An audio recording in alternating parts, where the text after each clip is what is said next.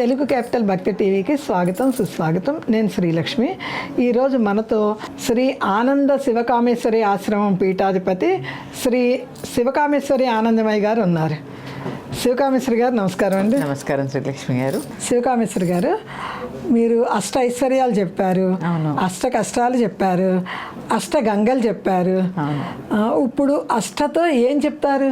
తప్పకుండా తెలియజేస్తానండి. చెప్పండి. అందరికీ శ్రీమాత్రే నమః, శ్రీ గురుభ్యో నమః. ఈవేళ మనము రెండు తెలుసుకుందాము. చెప్పండి. ఒకటి అష్టపుష్పములు, ఒకటి అష్టగురువులు. అష్టపుష్పాలు చెప్పండి. తప్పకుండా తెలియజేస్తాను. అష్టపుష్పములే కాదు, అష్ట చైతన్య పుష్పములు. చైతన్య పుష్పాలు. అందుకే లలితా సహస్రనామంలో నామం ఉంటుందిగా, చైతన్యాఖ్య సమారాధ్య చైతన్య కుసుమ ప్రియ.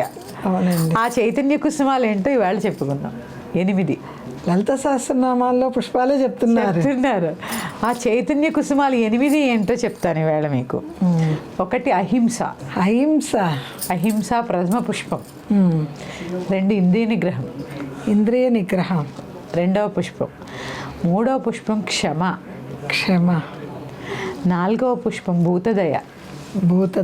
ఈ భూతదయలో నేను అందరికీ చెప్పాలనుకుంటున్నానమ్మా, కుక్కలకి అన్నం పెడుతున్నారు, చాలా మంచిది. అవునండి. ఆ పెట్టినప్పుడు మట్టి మీద పడేయకుండా ఒక పేపర్ ప్లేటో ఏదో వేసి పెట్టండి. మనం ఆహారం అలా తినగలమా? తినలేం కదా. మట్టిలో ఉన్నది పాపం, అవి కూడా జీవరాశులు కూడా ఏం తింటాయమ్మా? ఒక చక్కటి పళ్ళెల్లోనో లేకపోతే ఎప్పటికీ ఒక ప్లేటో పెట్టి అందులో పెట్టండి. 4వది భూతదయ. 5వది శాంతం, అసలైన పుష్పం. 6వది తపస్సు. 7వది ధ్యానం. 8వది అత్యంత క్లిష్టమైనది, కష్టమైనది సత్యం. ఈ 8 పుష్పాలు. సత్యమే జయతి. సత్యమేవ. ఆ పుష్పం పెట్టుకుంటే ఎప్పుడు జయమే. చాలా కష్టమండి. అందుకే ఈ సత్యం కష్టమైంది కాబట్టే హరిశ్చంద్రుడు అన్ని కష్టాలు పడ్డాడు పాపం. అంత మహారాజు అయ్యుండి కూడా కట్టుకోవడానికి వస్త్రం కూడా లేకుండా భార్య కొంగు చింపి కట్టుకున్నాడు. సత్యాన్ని పాలించాడు, కానీ చివరికి గెలిచాడు. ఆ ఓర్పు సహనం ఉండబట్టే కదండి. అందుకే ఇక్కడ అదే చెప్తున్నారు. అష్టవిధ చైతన్య పుష్పాలు అంటే చైతన్య కుసుమాలు. మళ్ళీ ఒక్కసారి అహింస, ఇంద్రియ నిగ్రహం, క్షమ, భూతదయ, శాంతం, తపస్సు, ధ్యానం, సత్యం. ఈ 8 కూడా 8 చైతన్య కుసుమాలు. ఇవి ఈ చైతన్య పుష్పాలు అమ్మవారికి సమర్పించవలసినవి. ఇవి ఆమెకు సమర్పించవలసినవి పుష్పాలు ఇవి. అంతే తప్ప మల్లెలు, గులాబీలు, ఈవేళ పెట్టే పుష్పాలు రేపు వాడిపోయే పుష్పాలు ఆవిడకి అవసరం లేదండి. ఎందుకంటే ఆవిడ అసలు మనం ముందు మణిద్వీపం గురించి చెప్పుకున్నాము. ఇక్కడ మనకి కమలాలు, సరోజములు నీళ్ళల్లో వికసిస్తాయి, ఆవిడకి భూమి మీదే ఉంటాయి. అది కొన్ని వేల యోజనాలు వాసన వస్తూ ఉంటాయి. అలాంటి పుష్పాల్లో ఉన్న ఆవిడకి మన మల్లెపూలు ఎంతండి?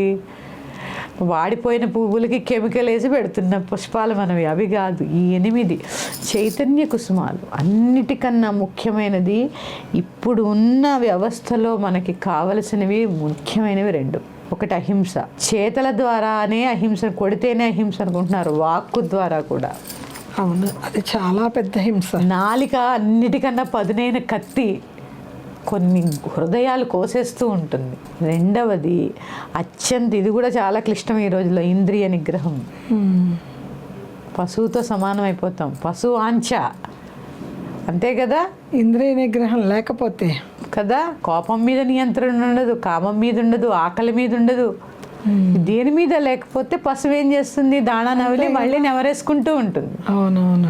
మనకి దానికి పశువుకి మనకి తేడా ఉండదుగా. ఈ రోజులో ఇవి కష్టం. అందుకని కనీస పక్షం ఇవి నేను చెప్పినప్పుడు ఏదో ఒక దాన్ని పెంపొందించుకోవడానికి, డెవలప్ చేసుకోవడానికి ప్రయత్నం చేయండి. అహింస మొదటి ధర్మం అనుకోండి. ప్రథమో ధర్మ అహింస. వాక్కు ద్వారా కూడా ఎవరిని బాధ పెట్టద్దు. కోపం వేరు, కక్ష వేరు, అసహనం వేరు, 3 రకాలు ఉంటాయి. కోపంలో కూడా 3 రకాలు, అంతే కదా. కోపం వేరు, అసహనం వేరు, కక్ష వేరు. సహించలేకపోవడం అసహనం. విభజించుకుని ఏది ఎక్కువ ఏది తక్కువ మీరే తేల్చుకొని తగ్గించుకోండి.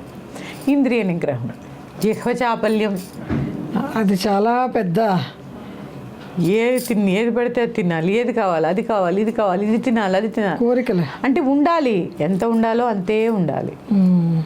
నీ ఆహారం ఏదో, నీ శరీరానికి సరిపోయేదేదో అదే తినాలి. ఈ చాపల్యం వల్ల అక్కర్లేని తింటే శరీరం రోగభూయిష్టమైపోతుంది. మిత ఆహారం, ఇంద్రియ నిగ్రహాలు ఇవన్నీ. నాలుగు కూడా ఇంద్రియమే కదా, అందుకే చెప్పారు కత్తెని. కత్తి కరెక్ట్ అండి. అందుకే లలితా సహస్రనామంలో వసిన్యాది వాగ్దేవతల గురించి చెప్పినప్పుడు కరణం గురించి చెప్పుకున్నాంగా, నాలుక. అవునండి, అవునవును. అందుకని చాలా ముఖ్యమైనది. ఇంద్రియ నిగ్రహాన్ని పెంపొందించుకోవడానికి ప్రయత్నం చేయండి. శాంతంగా ఉండండి. ఎప్పుడూ చిరునవ్వు. మందస్మిత ప్రభాపూర మజ్జత్ కామేశ మానస. ఆ మందస్మితం అనేది ఎప్పుడూ ఉండాలి. ఇంకో విషయంతో మళ్ళీ మీ ముందుకు వస్తాను. శ్రీమాత్రే నమః. స్వస్తి.